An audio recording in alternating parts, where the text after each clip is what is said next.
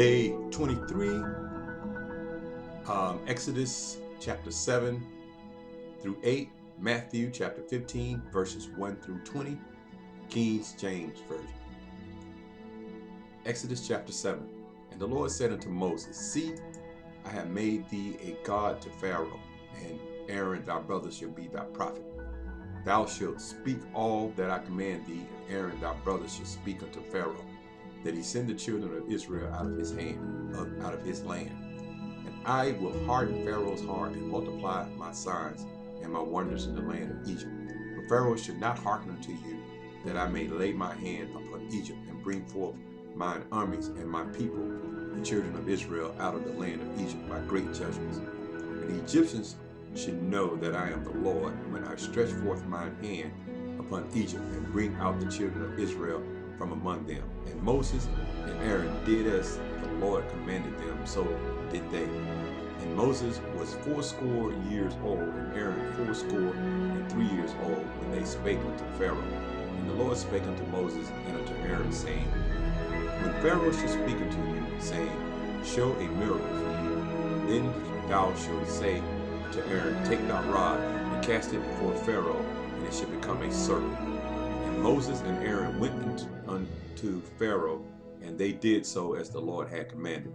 And Aaron cast down his rod before Pharaoh and before his servants, and it became a serpent. Then Pharaoh also called the wise men and the sorcerers, now the magicians of Egypt.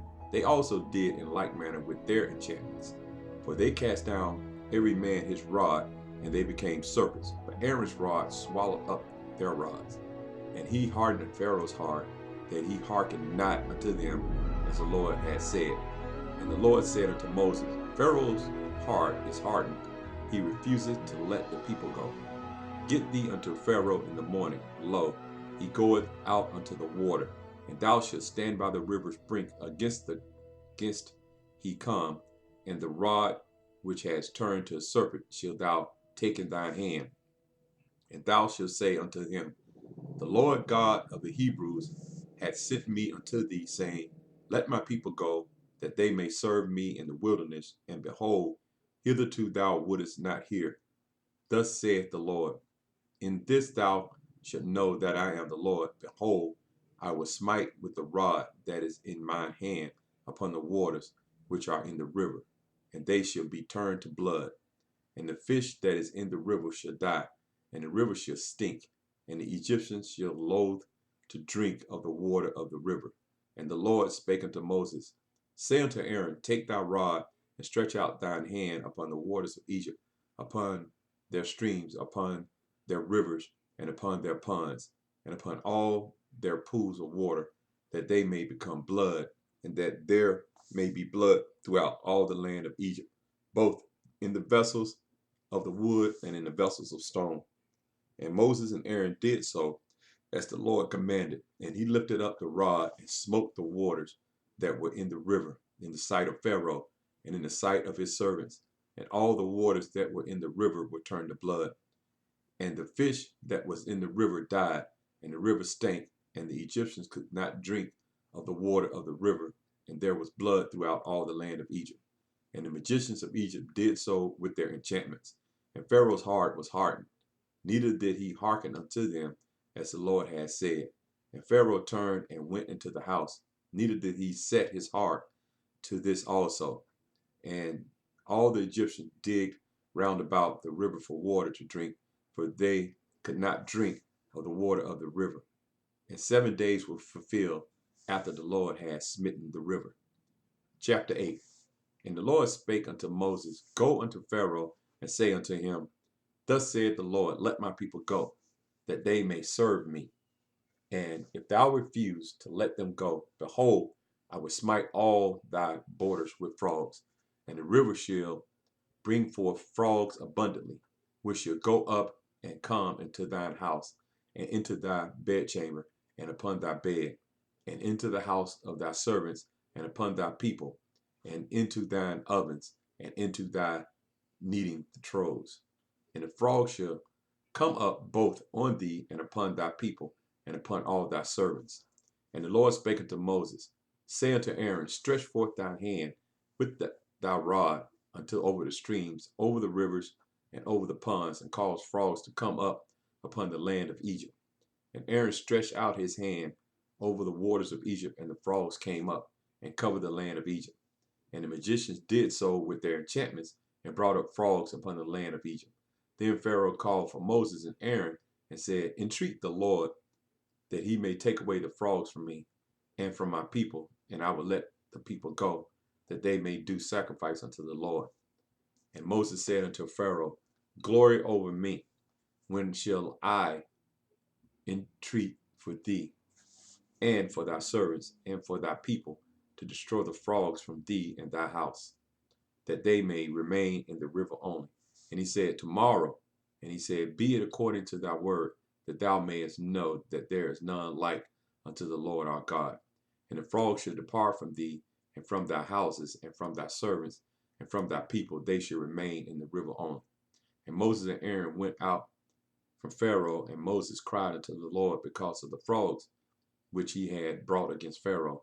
And the Lord did according to the word of Moses, and the frogs died out of the houses, out of the village, and out of the fields. And he gathered them together upon heaps, and the land stank. But when Pharaoh saw that there was respite, he hardened his heart, and hearkened not unto them, as the Lord had said. And the Lord said unto Moses, say unto Aaron, stretch out thy rod, and smite the dust of the land, that it may become lice throughout all the land of Egypt. And they did so, for Aaron stretched out his hand with his rod, and smote the dust of the earth, and it became lice in man and in beast. All the dust of the land became lice throughout all the land of Egypt. And the magicians did so with their enchantments to bring forth lice, but they could not. So there were lice upon man and upon beast. Then the magician said unto Pharaoh, this is the finger of God. And Pharaoh's heart was hardened, and he hearkened not unto them, as the Lord had said. And the Lord said unto Moses, rise up early in the morning, and stand before Pharaoh. Lo, he cometh forth to the water, and say unto him, thus saith the Lord, let my people go, that they may serve me. Else, if thou wilt not let my people go, behold, I will send swarms of flies upon thee, and upon thy servants, and upon thy people, and into thy houses, and houses of the Egyptians shall be full of swarms of flies, and also the ground whereon they are. And I will sever in the day the land of Goshen, in which my people dwell, that no swarms of flies shall be there, to the end thou mayest know that I am the Lord in the midst of the earth. And I will put a division between my people and thy people. Tomorrow shall this sign be. And the Lord did so, and there came a grievous swarm of flies into the house of Pharaoh, and into his servants' houses, and into all the land of Egypt.